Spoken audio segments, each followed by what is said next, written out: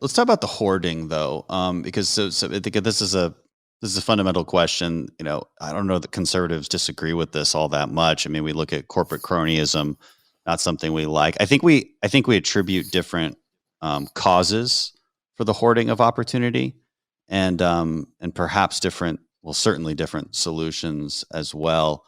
I just always wonder. Well, so what do you mean by that when you say hoarding of opportunity? And then maybe we can go from there. Well, let me give you an example. Um, and maybe before I give you an example, let me just say I'm not necessarily talking about a conscious attempt to hoard opportunity. I'm talking about an evolutionary tendency for those with power to create policy that protects their position and beyond that amplifies the disparity. Okay. So, schools, for example, nobody ever says, you know what, I want public schools to be terrible because I'm going to send my kid to private school and I don't want other people's children competing successfully with my children. So, Right. in an effort to prevent that from happening, I'm going to sabotage the schools that other people's children go to. Nobody says that. And what's more, I don't think almost anybody thinks it. On the other hand, we have a persistent failure to fix schools in this country that has many mysterious features. We simply don't pay teachers enough to attract good people in large numbers to the profession.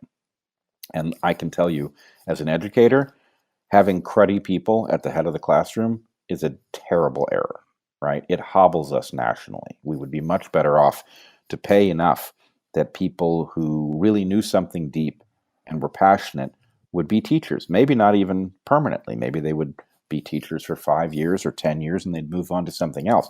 But we should be paying enough that very high quality people are joining the profession and enhancing the capacity of future generations. What we have now is a system where we do have the occasional very passionate teacher attracted to the system, but then we hobble them with an absurd set of rules that makes it impossible for them to do what it is that they're passionate about. And the whole thing results in a situation in which school barely functions. Not only does it not create very high quality minds, but it actually behaves in an arbitrary fashion and takes many people who would be capable, and in my opinion, makes them less creative and less able. So that's a remarkable failure for us to have, and the um, the damage to the nation done by this failure is clear too. It's not like this is in our national interest; it's clearly against it. Right. Yet we can't seem to agree. Let's start with a fresh sheet of paper. Let's dedicate enough monetary resource in order to solve the problem, and let's make really good schools, right? How is it that we're failing to do that? And my point would be, it has to do with people rationalizing um, attacks on those things that would work in order to preserve the opportunity that their children will have with reduced competition. Are you a fan of the charter school model and school choice in general as a way to solve that? Well, let's put it this way. Um, as a young person, I would have been dead set against it because I saw it as an attack on the public schools. And I think there's a lot of truth to the fact that it was, in some sense, a cryptic attack on the public schools.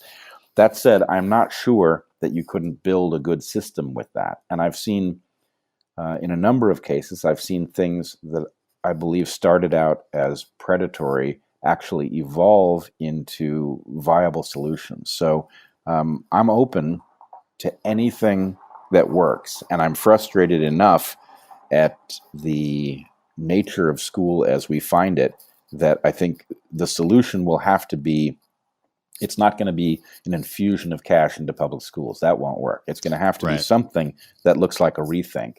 And, could that start on a charter model? If you tell me that everybody is going to have enough to get a good education and that they will have a lot of choice about what good education means, I'm all ears. Yeah. And, you're not going to get a lot of pushback from conservatives on paying teachers more. We just did it in Texas, where Republicans control all, the Senate, the state house, and the governorship. Um, the the thing is, if you're going to raise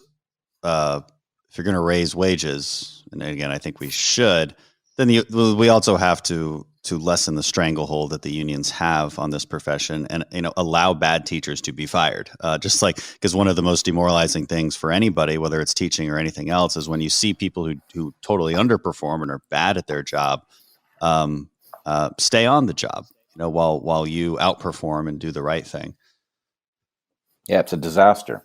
And I would say it's half of a puzzle, though, because I read something some years ago which resonated for me as a professor, which basically said, unfortunately, you can't really teach someone how to teach well.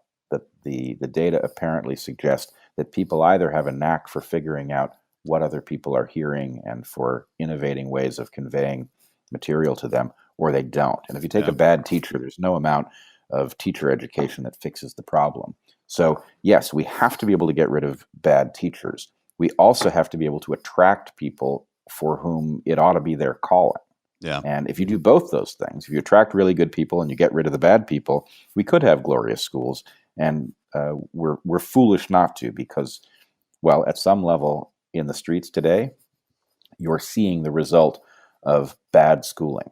People who apparently cannot figure out that what they're saying is illogical and dangerous are on the march and utterly convinced that they are on the right side of history.